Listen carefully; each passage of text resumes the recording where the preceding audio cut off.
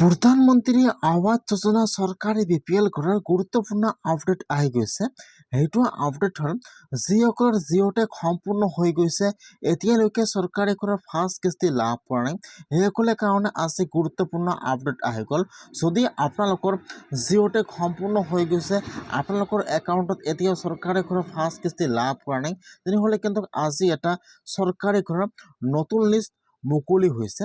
যিসকলৰ এইটো লিষ্টত নাম আহিব, সেইসকলৰ একাউণ্টত চৰকাৰী ঘৰৰ ফাৰ্ষ্ট কিস্তি সোমাই গৈছে। যদিও সোমোৱা নাই, তেনেহ'লে কিন্তু আপোনালোকৰ একাউণ্টত ফেব্ৰুৱাৰী মাহৰ ভিতৰতে চৰকাৰী ঘৰৰ ফাৰ্ষ্ট কিস্তি সোমাই যাব। কেনেকুৱাকৈ আপোনালোকে চৰকাৰী ঘৰৰ নতুন লিষ্টটো চেক কৰিব যে আপোনালোকৰ লিষ্টত নামটো আহিছেনে অহা নাই, আৰু আপোনালোকৰ একাউণ্টত ঘৰৰ পইচা সোমাইছেনে সোমোৱা নাই, কেনেকৈ আপোনালোকে আপোনাৰ নিজৰ মোবাইলৰ পৰা চেক কৰিব। মই আজি এইটো ভিডিঅ'ত আপোনালোকক সম্পূৰ্ণ প্ৰচেছ ষ্টেপ বাই ষ্টেপ দেখুৱাই দি আছোঁ। কেনেকৈ আপোনালোকে লিষ্টটো চেক কৰিব আৰু লিষ্টটো ডাউনলোড কৰিব, সম্পূৰ্ণ প্ৰচেছ চাই লওক।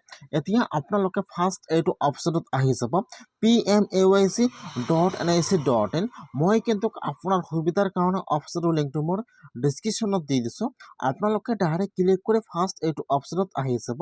ইয়াত চাব 2 নম্বৰত দিয়া আছে আৱাস। এতিয়া আপোনালোকে ফাৰ্ষ্ট আৱাসৰ ওপৰত এবাৰ ক্লিক কৰিব, তাৰপিছত আপোনালোকে ৰিপৰ্টৰ ওপৰত এবাৰ ক্লিক কৰিব। এতিয়া কিন্তু আপোনাৰ ওচৰত আৰু এটা নতুন পেজ ইয়াত আহি যাব এনেকুৱাকৈ। এতিয়া আপোনালোকে ইয়াত চাব, ইয়াত কিন্তু ABCDৰ অপশ্যন দিয়া থাকিব এনেকুৱাকৈ। এতিয়া আপোনালোকে অলপমান তলত আহি যাব। তলত অহাৰ পিছত ইয়াত চাব, ইয়াত যিটো S নম্বৰ অপশ্যন দিয়া আছে ছ'চিয়েল অডিট ৰিপৰ্ট, ইয়াত যিটো এছৰ 1 নম্বৰ অপশ্যন দিয়া আছে বেনিফিচিয়াৰী ডিটেইলছ ফৰ ভেৰিফিকেশ্যন। এতিয়া আপোনালোকে এছৰ 1 নম্বৰ অপশ্যনৰ ওপৰত ক্লিক কৰিব। এতিয়া কিন্তু আপোনাৰ ওচৰত এইটো পেজ অপেন হৈ যাব এনেকুৱাকৈ। ফাৰ্ষ্ট চাব দিয়া থাকিব অল ষ্টেট, সেইটো অপশ্যনৰ ওপৰত ক্লিক কৰিব। ফাৰ্ষ্ট ইয়াত ষ্টেট নাম আছাম চিলেক্ট কৰি লৈ ল'ব। তাৰপিছত চিলেক্টত ক্লিক কৰিব, ইয়াত আহি যাব আপোনালোকৰ ডিষ্ট্ৰিক্টৰ নাম। এতিয়া আপোনালোকে ইয়াত চালে, ইয়াত যিটো আপোনাৰ ডিষ্ট্ৰিক্টৰ নাম চিলেক্ট কৰি লৈ ল'ব। তাৰপিছত চিলেক্টত ক্লিক কৰিব, ইয়াত আহি যাব আপোনালোকৰ ব্লকৰ নাম। এতিয়া আপোনালোকে ইয়াত চালে, ইয়াত যিটো আপোনাৰ ব্লকৰ নাম চিলেক্ট কৰি লৈ ল'ব। তাৰপিছত চিলেক্টত ক্লিক কৰিব, ইয়াত আহি যাব আপোনালোকৰ পঞ্চায়তৰ নাম। এতিয়া আপোনালোকে ইয়াত চালে, ইয়াত আপোনালোকৰ পঞ্চায়ত নামটো চিলেক্ট কৰি লৈ ল'ব।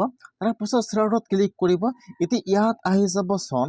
এতিয়া আপোনালোকে একেবাৰে তলত আহি যাব, ইয়াত চাব, ইয়াত চন 25-26 দিয়া থাকিব।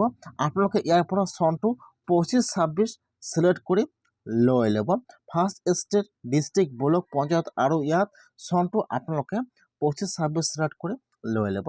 তাৰপিছত চিলেক্টত ক্লিক কৰিব, ইয়াত 1 নম্বৰত অপশ্যন আহি যাব প্ৰধানমন্ত্ৰী আৱাস যোজনা গ্ৰামীণ। আপোনালোকে ইয়াৰ পৰা সেইটো অপশ্যন চিলেক্ট কৰি লৈ ল'ব। তাৰপিছত আপোনাৰ ওচৰত আহি যাব কেপচা। এতিয়া আপোনাৰ তাত যিটো কেপচা আহি যায় মাইনাছ কৰি যি কেপচা হয়, এতিয়া আপোনালোকে ইয়াত কেপচাটো বহাই দিব। কেপচাটো বহাই দি আপোনালোকে এতিয়া চাবমিটৰ ওপৰত ক্লিক কৰিব। যেতিয়া আপোনালোকে কেপচাটো বহাই দি চাবমিটৰ ওপৰত ক্লিক কৰিব, এতিয়া কিন্তু আপোনাৰ ওচৰত আপোনাৰ পঞ্চায়তৰ চৰকাৰী ঘৰৰ ইয়াৰ জিঅ'টেক হোৱা নতুন লিষ্টটো আহি যাব এনেকুৱাকৈ। ফাৰ্ষ্ট আহি যাব আপোনালোকৰ নাম, তাৰপিছত আহি যাব আপোনালোকৰ গাৰ্জিয়ান নাম, তাৰপিছত ইয়াত আপোনাৰ ঘৰৰ ID নম্বৰ আহি যাব। এতিয়া আপোনালোকে আপোনাৰ পঞ্চায়তৰ লিষ্টটো চাব লাগিব যে আপোনালোকৰ লিষ্টত নামটো আহিছে নে অহা নাই। যিহেতু ইয়াত আপোনাৰ পঞ্চায়তৰ বহুতো মানুহৰ নাম দিয়া আছে, সেইকাৰণে কিন্তু আপোনালোকে ফাৰ্ষ্ট লিষ্টটো ডাউনলোড কৰিব লাগিব। ডাউনলোড কৰি আপোনালোকে চেক কৰিব লাগিব যে আপোনালোকৰ লিষ্টত নামটো আহিছে নে অহা নাই। এনেকৈ ডাউনলোড কৰিব চাই লওক। এতিয়া আপোনাৰ অলপমান ওপৰত আহি যাব, ইয়াত চাব দিয়া আছে ডাউনলোড PDF। এতিয়া আপোনালোকে ডাউনলোড PDFৰ ওপৰত ক্লিক কৰিব।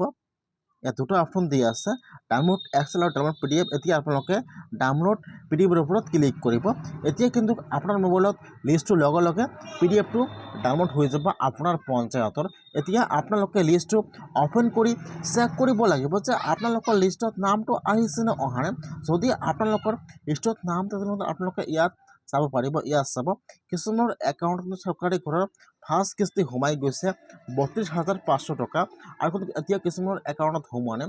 যিসকলৰ একাউণ্টত এতিয়া চৰকাৰী ঘৰৰ পইচা সোমোৱা নাই আৰু লিষ্টত নাম আহিছে, সেইসকলৰ একাউণ্টত কিন্তু ফেব্ৰুৱাৰী মাহৰ ভিতৰতে চৰকাৰী ঘৰৰ ফাৰ্ষ্ট কিস্তি সোমাই যাব। যদি আপোনালোকে এতিয়া চৰকাৰী ঘৰৰ লিষ্টটো চোৱা নাই তেনেহ'লে আপোনালোকে আজিয়ে চাই লওক লিষ্টত যে আপোনালোকৰ নামটো আহিছে নে অহা নাই। যদি আপোনাৰ জিঅ'টেক হৈছে আৰু যদি আপোনালোকৰ নামটো লিষ্টত থাকে তেনেহ'লে আপোনালোকৰ একাউণ্টত চৰকাৰী ঘৰৰ ফাৰ্ষ্ট কিস্তি সোমাই গৈছে বা অতি সোনকালে সোমাই যাব।